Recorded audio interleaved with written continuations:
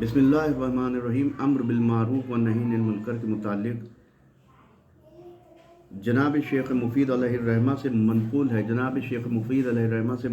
ہے کہ جناب امام جعفر صادق علیہ السلام کا عراق میں تشریف لے کے آئے۔ یہ خبر وہاں پہ پہنچی تو ابو حنیفہ بھی حضرت کی خدمت میں حاضر ہوا۔ ابو حنیفہ بھی ملنے کے لیے آئے، خدمت میں حاضر ہوا اور حضرت سے اس نے بہت سے مسئلے مسائل کو پوچھا، یہاں تک کہ اس نے ایک مسئلہ یہ بھی اس میں تھا کہ میں آپ پر قربان جاؤں فرزند رسول، امر بالمعروف سے کیا مراد ہے؟ امر بالمعروف سے کیا مراد ہے؟ تو حضرت امام جعفر صادق علیہ السلام نے ارشاد فرمایا کہ اے ابو حنیفہ، امر بالمعروف وہ ہے جسے آسمان والے بھی پہچانتے ہوں اور زمین والے بھی پہچانتے ہوں۔ اس سے مراد جناب امیر المومنین علی ابن ابی طالب علیہ السلام اور امر بالمعروف علیہ السلام سے مراد ان کی حضرت کی پیروی اور تمسک ہے۔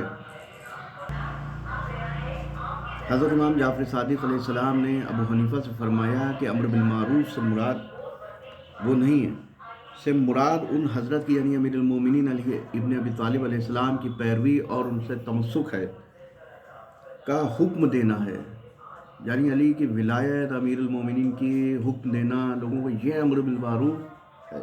کون فرما رہا ہے؟ مولا امام جعفر صادق علیہ السلام فرما رہے ہیں۔ یہ علماء ہیں جن کی میں بات کر رہا ہوں، یہ علماء ہیں جن کی حدیث میں علماء جو ہمیں قوم علماء چلا رہی ہے، یہ علماء ہیں۔ شیخ مفید علیہ الرحمہ فرما رہے ہیں ان کی پیروی کا حکم ہے کہ جو جہاں پہ یہ دیکھیے یہ حق پہنچانے والے ہیں، یہ اللہ بیت کا حق قطع کرنے والے علماء نہیں ہیں۔ یہ شیخ مفید کی بات کری، شیخ مفید علیہ الرحمہ سے منقول ہے کہ یہ فرما رہے ہیں۔ کس کے بارے میں فرما رہے ہیں؟ امیر المومنین کے بارے میں۔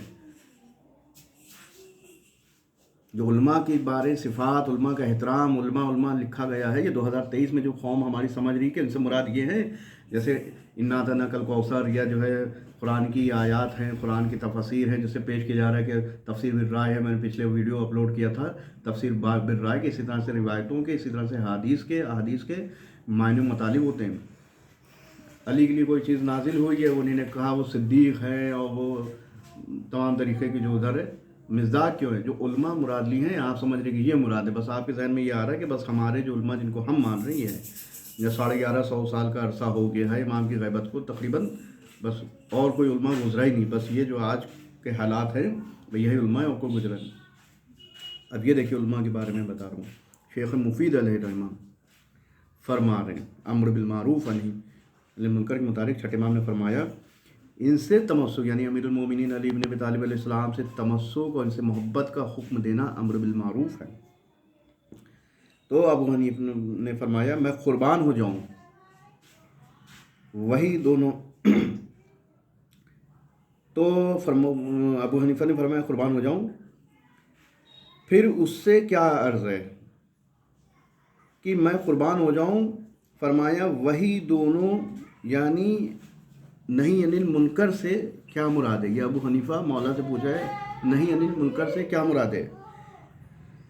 پھر اس نے عرض کی میں قربان ہو جاؤں، فرمایا وہی دونوں جنہوں نے ان حضرت کے حق کو دبا لیا، ان حضرت کے معاملے کو خراب کیا، نہیں عن المنکر، اور لوگوں کو ان حضرت کے برخلاف اٹھا دیا۔ اور نہیں عن المنکر سے مراد ہے وہ لوگوں کو دونوں کی اطاعت سے باز رکھنا، امر بالمعروف و نہی عن المنکر۔ شیخ مفید علیہ الرحمہ یہ علماء ہیں۔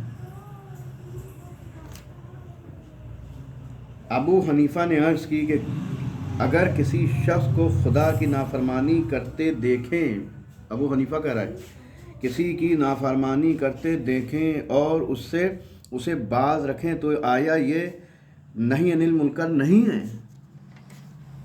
مولا کا جواب سنیے، حضرت نے فرمایا کہ یہ نہیں عن المنکر نہیں ہے اور یہ نہ امر بالمعروف ہے، بلکہ یہ تو ایک نیکی ہے جو بندے نے اپنے لیے کی ہے۔ یہ تو ایک نیکی ہے کہ ہم نے اس کو روک دیا بھیا یہ نہ کرو، تو ہمارے لیے نیکی ہے۔ ابو حنیفہ نے عرض کی کہ میں قربان جاؤں، یہ ہوتے ہیں علماء. یہ ہے اصل معنی اور مطالب بیان کرنا. تفسیر بھی رائے کرنے والے علماء نہیں ہیں، معنوں کو بدل دینے والے علماء نہیں ہیں، اپنی پیش کرنے والے علماء نہیں ہیں، جو ہو بہو ائمہ معصومین کی روایات احادیث کو نقل کر رہے ہیں. یہ اصل علماء ہیں. وآخر الدعوانا الحمد للہ رب العالمین.